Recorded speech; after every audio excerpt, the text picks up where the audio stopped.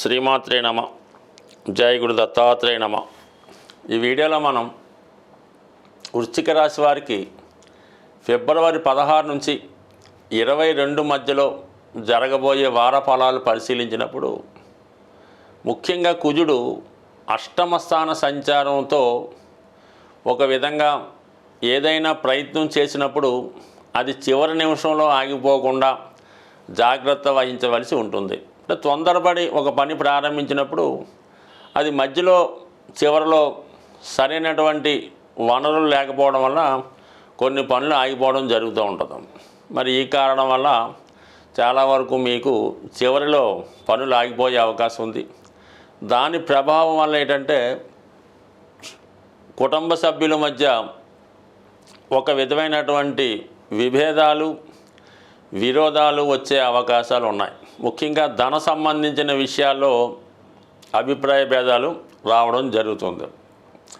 కానీ అనూహ్యంగా మీకు ఏదైనా ఒక స్థిరాస్తి అమ్మడం వల్ల కానీ ఆస్తి పంపకాల వల్ల అయితేనే భూములు స్థిరాస్తుల మీద మీకు అనుకోకుండా మరి ఈ సమయంలో గొప్ప ఆదాయం కూడా రావచ్చు. అందువలన కొద్దిగా ఓర్పుతో సహనంతో కుటుంబ సభ్యులు సహకరిస్తే మాత్రం 100% మీ యొక్క ఆర్థిక సమస్య పరిష్కారం అవుతుంది. ముఖ్యంగా భార్యాభర్తల మధ్య విభేదాలకు కూడా ఈ గ్రహస్థితి కారణం అవుతుంది. అది కూడా ధన విషయంలో మాత్రమే జరిగే అవకాశం ఉంది. లేదా ఇతరులు మీ కుటుంబ విషయాల్లో కలగజేసుకోవడం వల్ల వాళ్ళ వల్ల అంటే ఇందులో మొక్క మీద కుటుంబ సభ్యులు ధనం ఇన్వాల్వ్ అయి ఉంటుంది. కాబట్టి కొద్దిగా ఓర్పుతో సహనంతో ఆలోచిస్తే అందరూ లాభపడతారు. కాబట్టి చాలా వరకు నిదానంగా వ్యవహరించండి.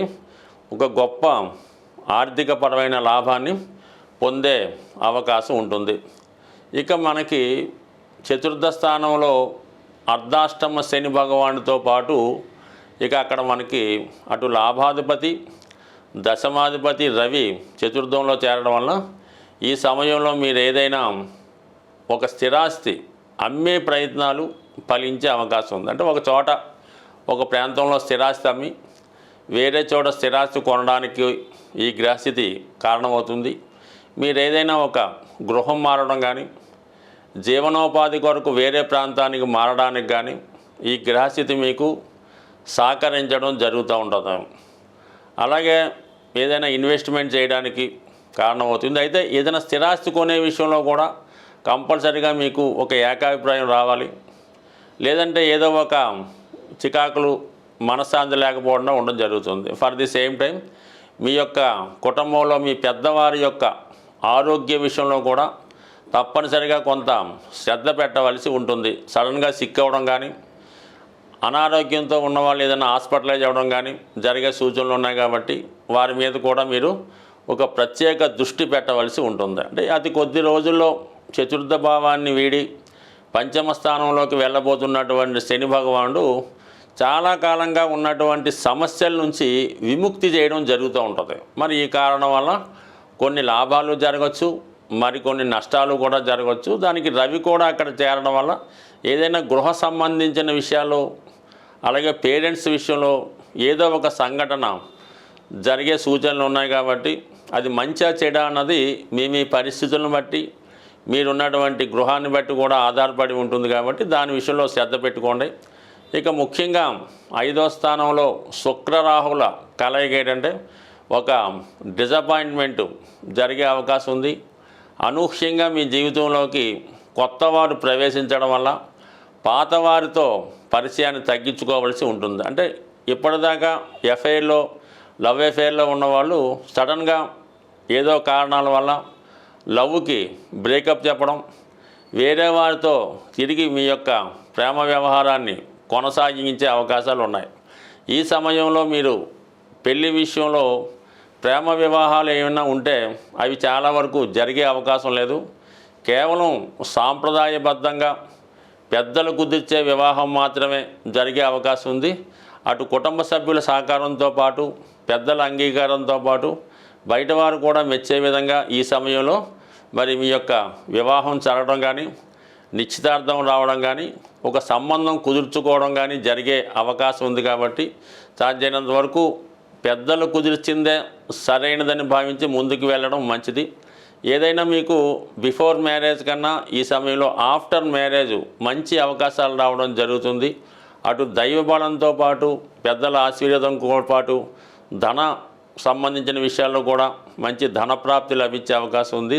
సాధారణంగా గ్రహస్థితి మనకి అనుకూలించినప్పుడు, గ్రహాల స్థితి బాగులేకుండా ఇబ్బందులు పడుతున్నప్పుడు ఏ ఒక్క గ్రహం గురించో మనకి ఈ ఇబ్బందులు వస్తున్నాయి అనుకోకుండా సుమారుగా అన్ని గ్రహాల ప్రభావం నుంచి బయటపడడానికి సాధారణంగా కొన్ని మంచి కార్యక్రమాలు చేయడానికి మన పెద్దవాళ్ళు నిర్ణయించడం జరుగుతూ ఉంటుంది అన్నమాట. కామన్గా ఏమవుతారంటే ఇది ఏలినాటి శని జరుగుతుంది, కేవలం ఆ శివాలయంలో నవగ్రహాల దగ్గరికి వెళ్ళడం, ఆ శని భగవానుడి ఏదో కొద్దిగా అభిషేకం ఏదో చేసి రావడం జరుగుతుంటుంది. ఎప్పుడన్నా సరే మీరు 9 గ్రహాలని సమానంగా పూజించి పర్టికులర్గా ఒక గ్రహం ఇబ్బంది అంటే పెళ్ళి అవ్వడం లేదు కుజ భగవానుడు, ఉద్యోగం రావట్లేదు శని భగవానుడు, ఆరోగ్యం సరిగ్గా లేదు సూర్య భగవానుడు, ఈ విధంగా గ్రహాలకి మీరు విధి విధానంగా పూజ చేస్తూ మిగతా 9 గ్రహాలకు కూడా తగు విధంగా ఉపచారాలు చేసినప్పుడు మాత్రమే ఆ గ్రహ ఫలితం రావడం జరుగుతుంది. ఏ ఒక్క గ్రహాన్ని నెగ్లెక్ట్ చేసినా కూడా మిగతా గ్రహాల ప్రభావం ఖచ్చితంగా మీ మీద పడుతుంది. కాబట్టి వీటన్నిటికీ బదులుగా ప్రతీ నెల కొన్ని పండగల లాంటివి రావడం జరుగుతూ ఉంటుంది. అందులో మాస శివరాత్రి, ఏకాదశి, సంకష్ట చతుర్థి మొదలగునవి వస్తుంటాయి. అవి విధి విధానంగా ఫాలో అవ్వడం వల్ల ఏ గ్రహాలు అన్ని గ్రహాలు కూడా మీకు సమానమైనటువంటి ఫలితాన్ని ఇవ్వడం జరుగుతూ ఉంటుంది. మరి ఇప్పుడు మనకి ఈ వారం ప్రారంభంలో 16వ తారీఖునే వస్తున్నటువంటి ఈ సంకష్టాల చతుర్థి రోజు విఘ్నేశ్వరుడి యొక్క అభయం ఉంటే, విఘ్నేశ్వరుడి యొక్క అనుగ్రహం ఉంటే సమస్త గ్రహాలు అనుకూలించాలని ఈ శివపార్వతులు మరి విఘ్నేశ్వరుడికి ఇచ్చినటువంటి వరం. కాబట్టి ఈ సంకష్టాల చతుర్థి పూజ చేయకుండా మీరు మాస శివరాత్రి చేసిన ఫలితం ఉండదు, ఏకాదశి చేసిన ఫలితం ఉండదు, మహాశివరాత్రి అన్న ఫలితం ఉండదు. అందుకని ముందుగా మరి ఈ నెలలో వస్తున్నటువంటి మహాశివరాత్రి యొక్క పుణ్యఫలం మీకు సంపూర్ణంగా దక్కాలంటే రేపు వచ్చినటువంటి సంకష్టాల చతుర్థి రోజు విఘ్నేశ్వరుడి యొక్క అనుగ్రహం కోసం వీలైనంత వరకు మీరు సొంతంగా కూడా చక్కగా వినాయకుడి ఫోటో ముందు గరికతో అర్చన చేసి మీకు వచ్చినటువంటి వినాయకుడు నామాలు చక్కగా చదివి దానికి ఒక బెల్లం ముక్క నైవేద్యంగా పెట్టి పూజ చేసుకోవచ్చు. అవకాశం ఉన్నవాళ్ళు మరి ఆలయంలో మరి ప్రదోష వేళ విఘ్నేశ్వరుడికి చేస్తున్నటువంటి అభిషేకంలో పాల్గొనడం జరుగుతూ ఉంటుంది. ఎవరైతే సౌభాగ్యం కోసం ప్రయత్నం చేస్తున్నారో, పెళ్లి కోసం ప్రయత్నం చేస్తున్నారో వాళ్ళు మరి స్వామివారికి గంధం నీళ్ళతో కానీ పశువు నీళ్ళతో కానీ అభిషేకం చేయడం వల్ల, మరి ధనం కోసం ప్రయత్నం చేస్తున్న వారు చెరుకు రసంతో కానీ పాలతో కానీ తేనెతో కానీ అభిషేకం చేయడం వల్ల, మరి ముఖ్యంగా ఆరోగ్యం కోసం చేస్తున్నవారు ఇప్పుడు వస్తున్నటువంటి నలుపు రంగు ద్రాక్ష పళ్ళు రసంగా చేసి వాటిని అభిషేకంగా చేయడం వల్ల కానీ, ఏదైనా ప్రతి అభిషేకానికి ఒక ప్రత్యేకమైన ఫలితం ఉంటుంది. ఏదైనా ఇందులో భక్తి ఇంపార్టెంటు. చక్కగా మరి సంకష్టాల చతుర్థి రోజు సాయంకాలం పూట అభిషేకంలో పాల్గొని చక్కగా స్వామివారిని ఆశీర్వచనాలు పొంది ఇంచుమించుగా రోజంతా కూడా చాలా నియమంగా ఉండడం వల్ల మరి యొక్క ఆయన అనుగ్రహం ఖచ్చితంగా పొందుతారు. దీని తర్వాత వచ్చే మహాశివరాత్రి రోజు మీరు ఏదైనా ఒక టెంపుల్లో ఎక్కడన్నా సరే ఒక శివలింగాన్ని దర్శించుకొని ఆ స్వామికి విధి విధానంగా అభిషేకం చేసుకోవడం వల్ల దర్శనం మాత్రం చేత కేవలం చిన్న నామంతో సంతృప్తి చెందినటువంటి గొప్ప దైవం. మరి రెండు కూడా ఈ నెలలో మీకు ఈ గ్రహ దోషాల నుంచి బయటపడడానికి ఉపయోగపడుతున్నాయి. కాబట్టి చేసుకున్న వాళ్ళకి చేసుకున్నంత ఏదైనా భక్తి శ్రద్ధ ఇంపార్టెంటు. బట్ ఏదైనా చక్కగా దైవానుగ్రహం పొందాలంటే ఈ మాఘమాసం మించింది లేదు, అందులో మహాశివరాత్రి మించింది లేదు. అందుకే జన్మానికి ఒక శివరాత్రి అంటే ఏంటి అర్థం? మన జన్మలో ఒక్క శివరాత్రిలో చక్కగా ఒక శివరాత్రి రోజు నియమంగా ఉంటూ ఆ పరమేశ్వరుని దర్శించుకోవడం వల్ల చక్కని ఫలితం పొందడం జరుగుతుంది. స్వస్తి.